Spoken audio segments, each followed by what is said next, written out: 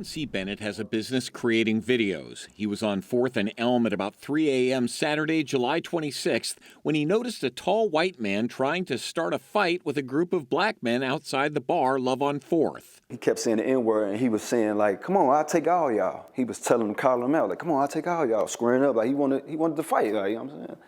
And they kept saying, like, man, we ain't gonna hit you, man, you old. But Bennett says the man persisted and kicked a car owned by one of the African-American men. So that's when the dude we was talking to went over there like, damn, man, what's up? Kicking my cars, I ain't got nothing to do with what's going on with y'all over there. That's when he slapped him. When he slapped him, all hell broke loose.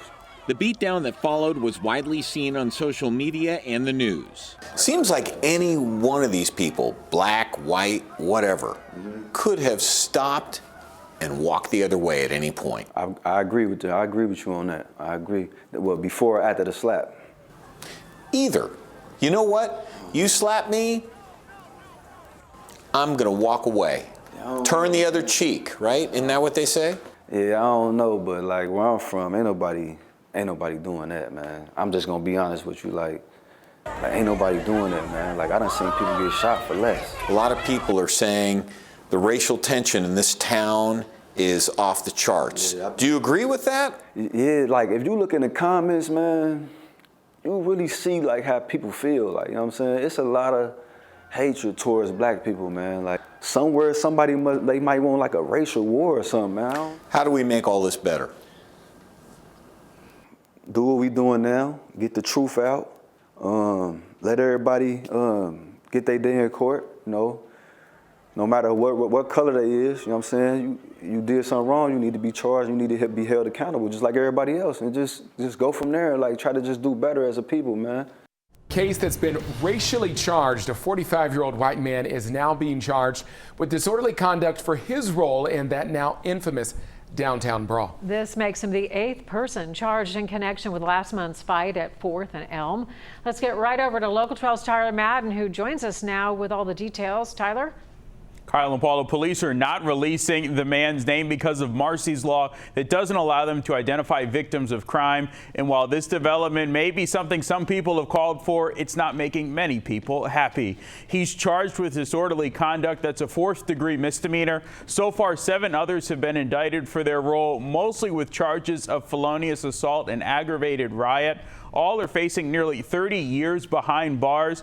Black leaders have been calling for the man seen slapping another man to face charges. State Representative Cecil Thomas also has a problem with the lack of information on who exactly this man is.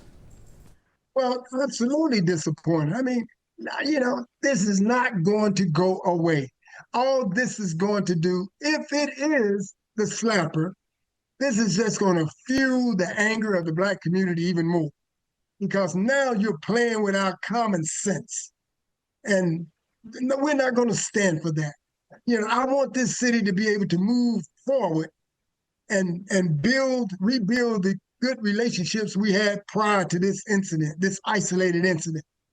But we can't move forward if they keep playing these silly games. Cincinnati FOP President Ken Kober released a statement tonight that reads, quote, "It's inappropriate that the solicitor's office, who's the city's attorney, has ordered the police department to sign charges despite what the investigation has uncovered with the guidance of the prosecutor's office. There's no place for politics in policing." Still a lot more to learn here. The man charged in this will appear in Hamilton County Municipal Court on Tuesday. Paula. All right, thank you, Tyler. Mayor Aftab Pureval released a statement saying, quote, "We have been clear about the fact that anyone perpetrating violence should be held accountable. This is another step toward achieving that. And I want to thank CPD's Cincinnati Police, say the investigation into the downtown brawl is still ongoing." These investigators have met with the prosecutor's office. The prosecutor's office advice was not to charge him. Unfortunately, now we have politicians that are playing politics. He's responsible. And you're going to give him a misdemeanor? Are you crazy? Two opposing views about the latest charge of disorderly conduct. Police Union President Ken Kober says the man charged is the one seen reaching out and slapping another man. He claims politicians put pressure on police to file the charge. You know, these officers have spent hundreds of hours investigating this, meeting with the prosecutor's office. Every charge that has been signed, with the exception of this 8th one, was at the advice of the prosecutor's office. And the city solicitor orders the police department to sign these charges. So far, 7 others have been indicted for their role, mostly with charges of felonious assault and aggravated riot. All are facing nearly 30 years behind bars. A disorderly conduct charge is a 4th-degree misdemeanor and could lead to 30 days in jail and a $250 fine. Hold everybody accountable. If you're going to charge him with disorderly conduct, then throw out all that aggravated stuff that they put on these other folks. Last week, Thomas gathered black leaders from across the city calling for more charges.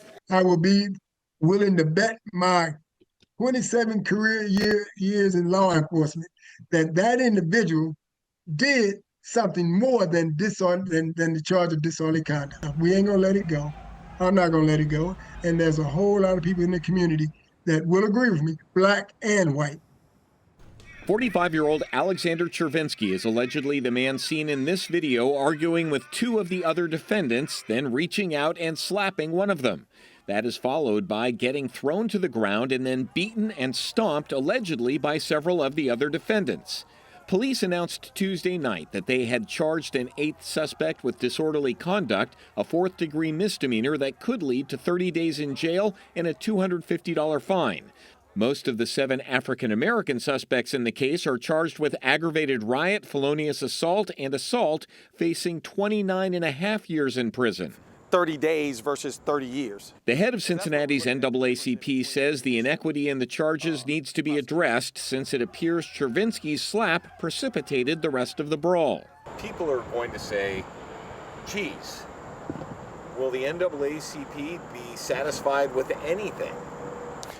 We'll be satisfied with fairness and clarity in why people were charged and what, we let the court system do what the court system does.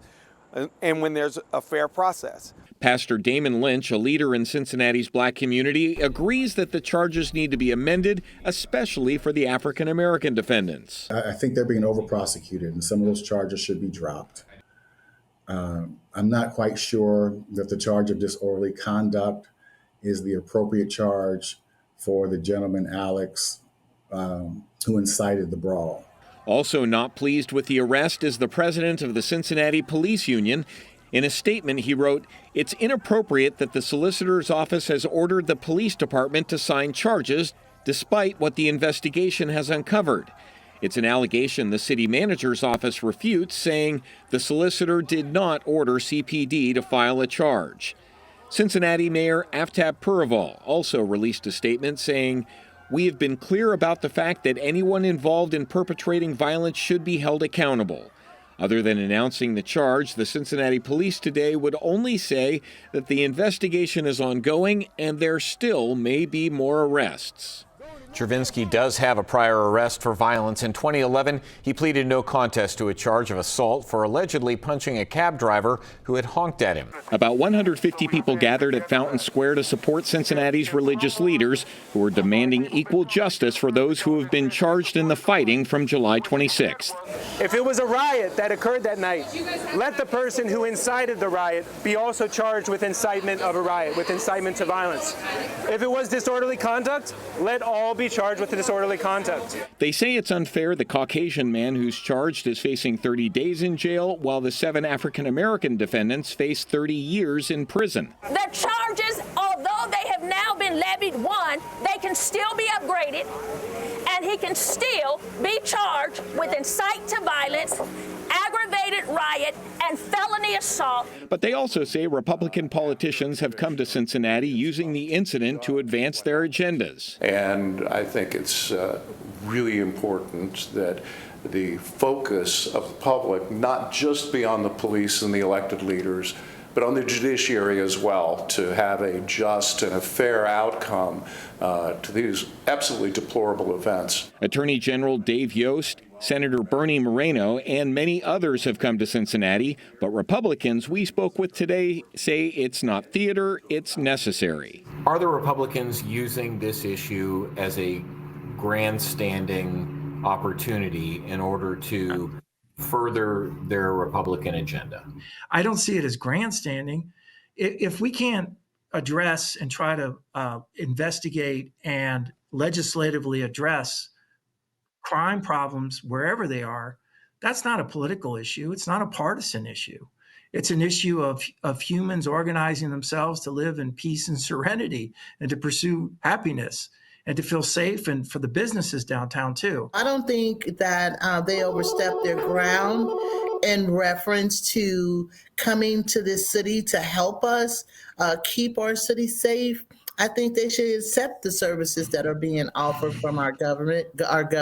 But the pastor of New Jerusalem Baptist Church disagrees and sees those who are trying to politicize the incident as much more sinister.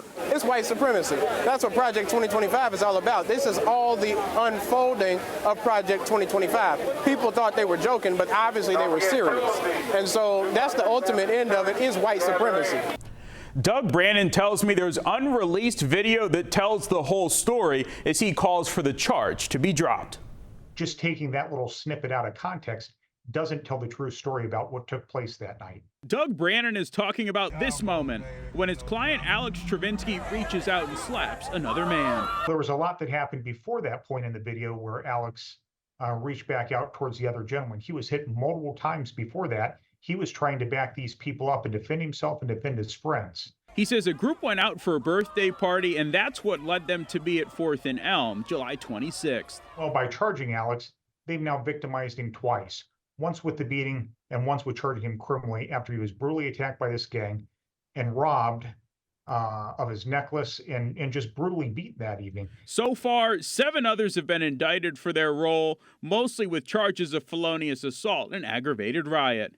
All are facing nearly 30 years behind bars. He was hit at least 28 times that we're aware of and have been able to count so far. He has had a concussion, numerous contusions throughout his face. He was badly beaten and is suffering from PTSD. Brannon's calling this latest charge of disorderly conduct politically motivated. It could lead to 30 days in jail and a $250 fine. And justice is not charging Alex with a crime. Brannon says an entire video of what happened exists, but he wouldn't tell me if he's seen it. There was plenty that led up to that. And by the time Alex reacted trying to back these people off, you know, that is when some of these snippets show, or that's when some of these snippets were released. That does not show the complete and total event that took place, but there is video that does that.